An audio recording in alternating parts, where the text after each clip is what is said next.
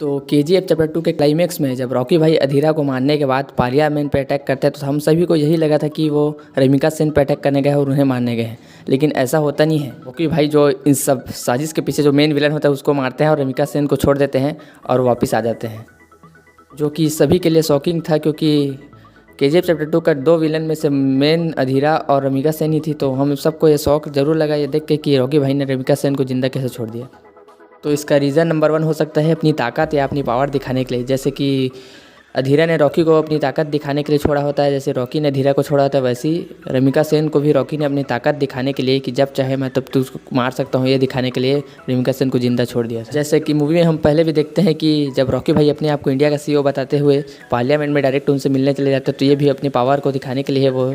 उसके सामने जाते हैं। जहां रॉकी के पावर का सबसे बड़ा अंदाज़ा इससे लगा सकते हैं कि पार्लियामेंट के हर मेंबर को रमिका सेन के अलावा सभी मेंबर को उनसे पैसा जाता था, और यहाँ तक कि रॉकी अपने केस के सभी फाइल्स वहाँ लेके चले जाते हैं और सबमिट करने के लिए रख देते हैं, लेकिन जब सच्चाई पता चलता है तो वापस ले जाते हैं उसको,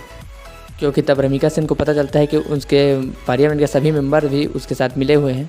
तो केस फाइल हो ही नहीं सकता। अगर एक और कारण की बात करें तो रॉकी को रमिका सेन से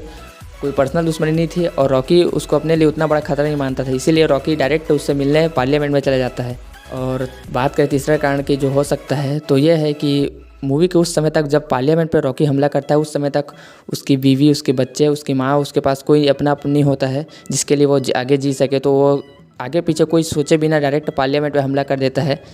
मतलब मूवी के उस वक्त उसके दिमाग में ये नहीं था कि कौन मेरे लिए भविष्य में खतरा हो सकता है या कौन मेरे लिए भी खतरा है, उसके मन में जो आ रहा था वो कर रहा था,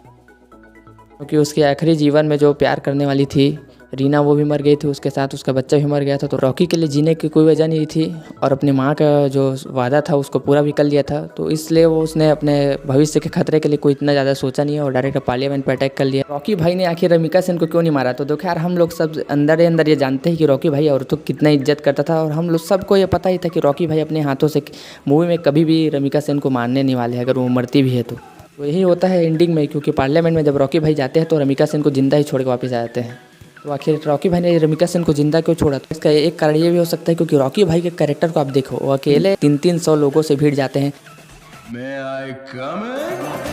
वो क्या इतना बड़ा गैंगस्टर था? गैंग लेकर आने वाले होते हैं गैंगस्टर, वो अकेला आता था मॉन्स्टर।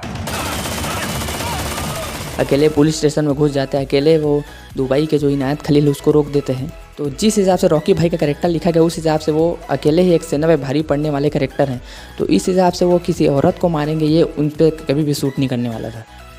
आप लोग अपना एक्सपीरियंस बताओ कि अगर रॉकी भाई वहाँ पे बंदूक लेकर रमिका सेन को अगर मार देते तो क्या आपको वहाँ पे सेटिस्फाइंग फील होता? कभी भी नहीं होता, क्योंकि वो जो कैरेक्टर है वो औरतों की इज्जत करते हुए दिखाया गया और वो कभी भी किसी औरत को मार ही नहीं सकता था, क्योंकि केजीएफ को किसी प्रकार से एंड किया जाता, लेकिन रॉकी भाई कभी भी रमिका सेन को अपने हाथों से कभी नहीं मारते, क्योंकि उनके कैरेक्टर पे कभी भी सूट ही नहीं करता।